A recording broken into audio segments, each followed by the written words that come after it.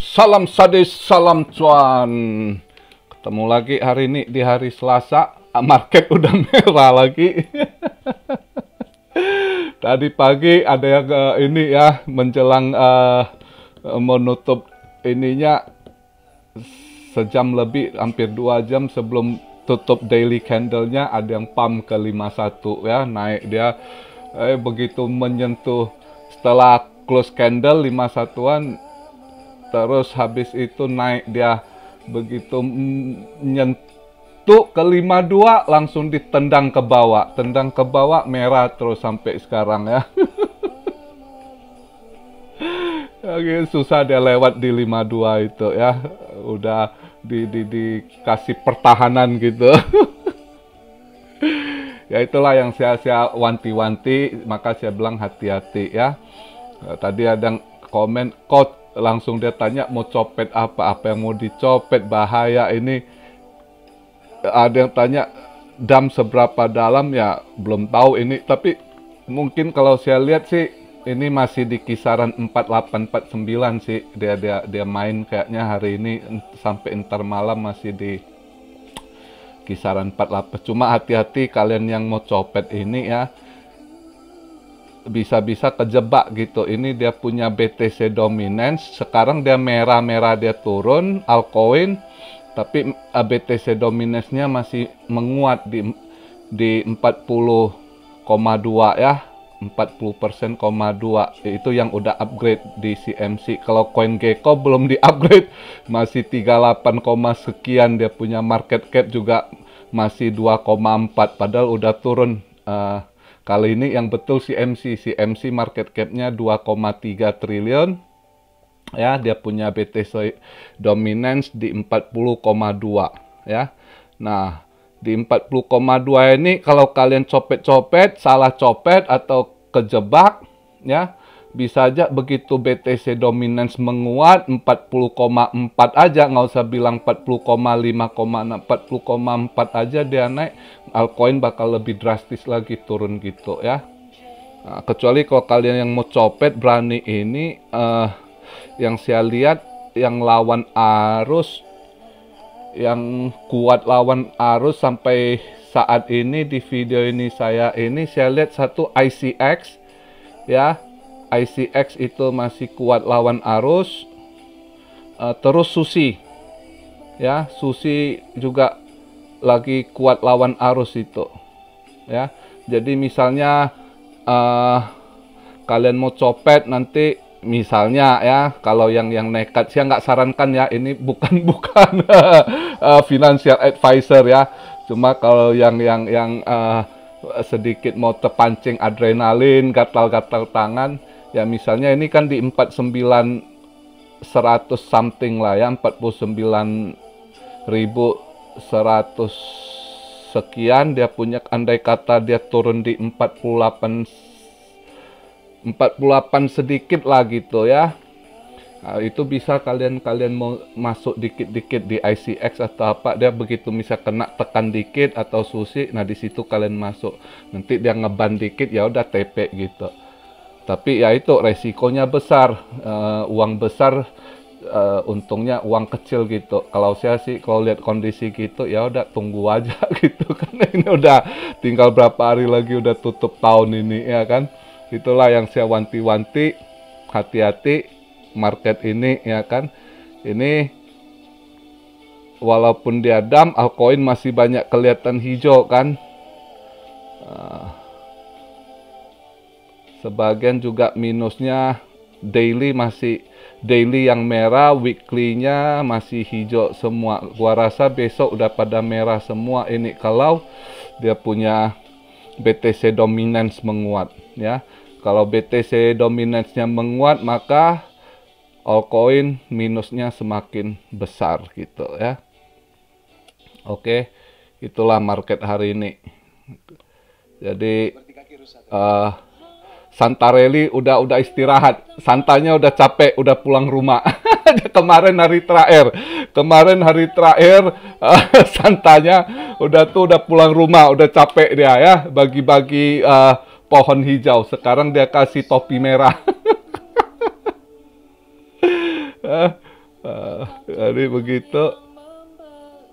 Jadi juga hari ini sedikit sih inilah ada yang nanya soal Cardano. Itu dia lihat dari YouTuber luar yang lain, siapa ada yang nanya si data, saya tanggapi dikit ya. Jangan terpengaruh banyak sekali, kadang YouTuber itu ya, kalau kamu nggak tahu backgroundnya ya, dia kalau yang nggak suka atau dia ETH Maxi istilahnya ya, itu ETH Maxi pasti nggak suka Cardano gitu ya.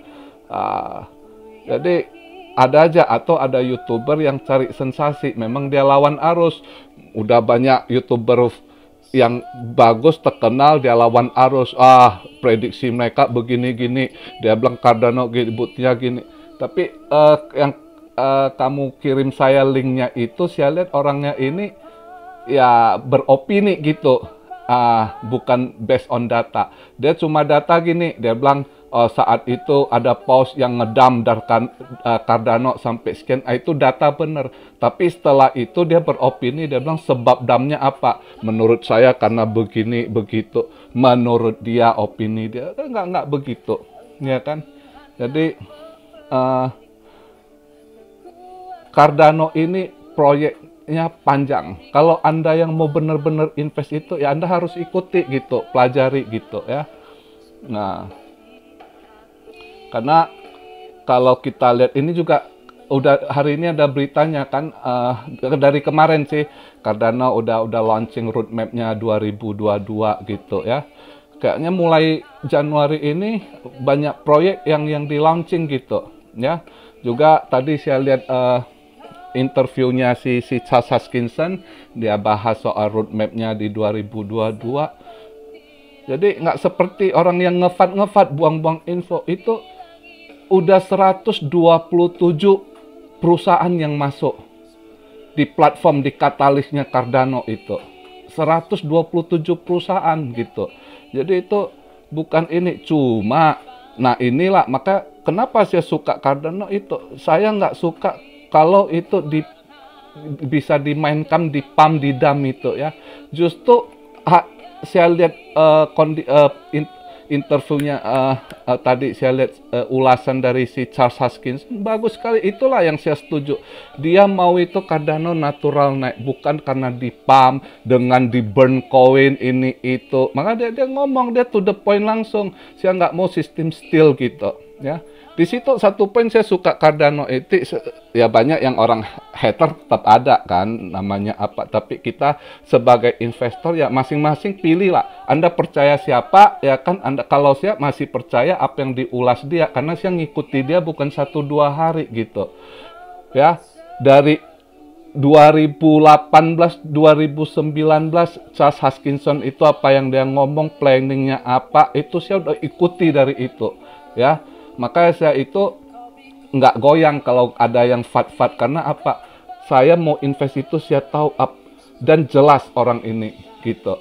Apa yang dia sampaikan, apa yang mau dikerjakan 2018, mau dikerja 2019, apa dikerjakan 2020, apa dikerjakan itu semua jelas proyeknya. Saya udah ikuti. Makanya kenapa saya invest Cardano, karena gitu. Dan saya punya pasiensi gitu ya, kesabaran gitu. Karena saya nunggu itu, dia punya proyek juga sasarannya untuk sebenarnya keadilan sosial gitu. Dia mau mengangkat orang-orang miskin di bawah, yang misalnya di Afrika banyak orang miskin nggak bisa punya akun bank. Nah dengan sekarang gitu mereka semua bisa ini transaksi tanpa bank lagi gitu ya, dan masing-masing bisa mandiri, independen gitu. Maka kenapa saya invest Cardano itu salah satu alasannya.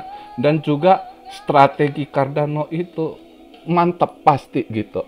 Karena saya bukan, misalnya banyak yang ini ngomong Cardano fat, karena saya tahu yang komen itu pemain baru juga, yang baru tahu Cardano mungkin belum ada setahun gitu ya. Kalau saya itu ngikuti Cardano itu udah lebih spesifik itu 2019, 2018 ya udah ini, tapi nggak terlalu ikut. 2019 saya mulai tiap dia interview, dia apa, live gitu, saya ikuti gitu, saya mau tahu. Karena kita mau invest, kita kan mau tahu duit kita invest itu, ini proyeknya jelas nggak ini.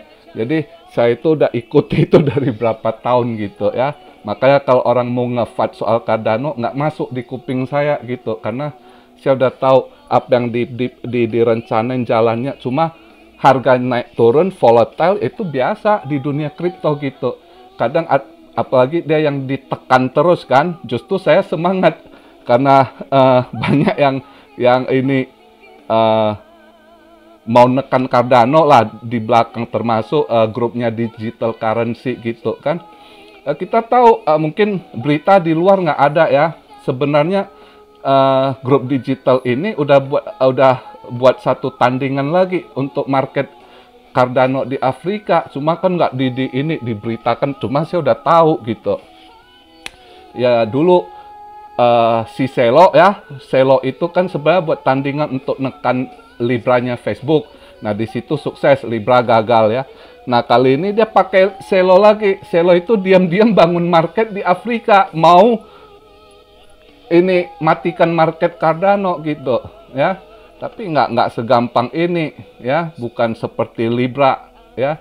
Karena kenapa? Libra belum lakukan, udah announce, udah ini itu, jadi gampang mereka tackle gitu. Sedangkan Cardano itu udah nancapin kuku dulu, udah masuk politiknya di Cardano. Maka dengan berapa negara udah banyak deal dia gitu ya, marketnya. Dan dia itu seperti tadi saya lihat itu, dia langsung ngomong, kalian mau Cardano bagus, harganya nanti semakin besar, semakin komunitas ini besar, pengguna semakin besar, otomatis harganya makin naik gitu. Itu yang dia mau bangun secara natural gitu. Bukan Cardano itu jadi bahan pumping, dumping gitu ya. Walaupun sekarang dia sering kena dump sama paus-paus yang mematikan, dia tetap survive, dia udah tahu. Dan dia seorang mathematician yang udah perhitungkan semua ya.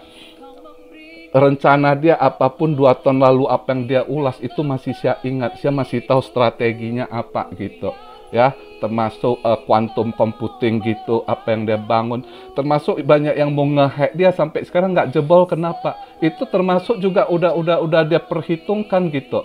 Kamu lihat belakangan ini ya, terutama sebulan belakangan ini banyak sekali yang dihack, dihajar. Itu menurut berita ada sebagian itu memang ditugaskan sama pemerintah gitu. Salah satu planning pemerintah menghancurkan ini. Jadi staking gitu, banyak yang kena hack, kena curi kan. Termasuk Cardano udah di ini berkali-kali mau dijebol, tapi syukur sampai sekarang nggak jebol, nggak kena ya. Disitulah karena saya tahu si Charles Hoskinson itu udah perhitungkan di situ gitu. Maka dia codingnya, dia punya protectionnya gitu ya. Itu jaringannya Cardano itu dia memang ini sekali. Memang pelan tapi dia bangun dengan mantap begitu ya. Maka sampai sekarang Yoroi walletnya belum jebol. Banyak yang mau hantam Yoroi walletnya sama Daedalus ya. Itu mudah-mudahan sampai sekarang belum ini puji Tuhan nggak jebol gitu ya. Banyak yang jahat gitu di dunia kripto ini, musuh saling di inilah ya kan, beragam mereka mainkan ya. Tapi itu 2 tahun lalu si Charles Hoskinson udah perhitungkan, jadi saya tahu apa yang ada ini, termasuk andai kata Cardano ini misalnya quantum computing itu misalnya entah Cina sukses ya, waktu dia mau hajar wallet Bitcoin bisa jebol itu, karena Bitcoin itu kan di-create oleh super fast computer ya. Kalau quantum sukses, quantum mau hajar, bisa jebol itu walletnya. Kalau udah jebol, Bitcoin udah nggak ada harga. Itu salah satu yang pernah mereka perhitungkan juga gitu ya. Dan untuk sekarang ini quantum computing itu yang udah hampir ini, kalau menurut berita yang saya dapat, Cina, Amerika belum ini loh, dia punya quantum computing belum sukses ini. yang saya dengar justru dalam waktu dekat itu kayaknya China akan sukses di kuantum komputernya itu, ya. Nah itu juga agak ini. Cuma Charles Hoskinson udah 2 tahun lalu dia udah bahas soal itu, gitu. Jadi saya masih ingat itu. Jadi buat yang hold Cardano nggak usah pengaruh FUD. Kalau kalian yakin, kalau kalian memang pengennya long term, pikirannya untuk 5 tahun, 10 tahun, biarkan aja. Anda invest, beli, taruh, tunggu aja. Nggak usah peduli berita apa. Tapi kalau yang buat short, saya sarankan jangan deh. Kalau Anda yang mau short, jangan pegang Cardano. Itu aja gitu ya. Oke, ya mudah-mudahan yang nanya ini, yang nama siapa? Siddhartha. Ada berapa juga yang tanya, kok udah lama nggak bahas Cardano? Nah, kali ini saya bahas, saya kasih masukan, supaya kalian ngerti apa yang kalian pegang, yang mau kalian invest gitu. Ya, nah, jadi hari ini begitu aja yang saya bahas. Ya, mudah-mudahan cukup untuk masukan buat kalian hari ini. Dan market, ya itulah yang saya bilang, kalau yang mau copet, lihat yang kuat lawan arus. Tapi kalau saran saya sebaiknya jangan, tunggu aja. Kalau yang udah pasang di hedge, ada beberapa komen, top kok, mantap hedge-nya katanya. Ada yang udah pasang ya, udah kena jaring ya, bolehlah. Masing-masing punya rezeki lah. Inilah di channel saya ini ada yang harap atas, ada yang kadang pusing saya ini ngadepinnya. Tapi ya saya usahakan yang terbaik buat kalian masing-masing. Itu aja ya. Oke, jadi begitu aja video hari ini.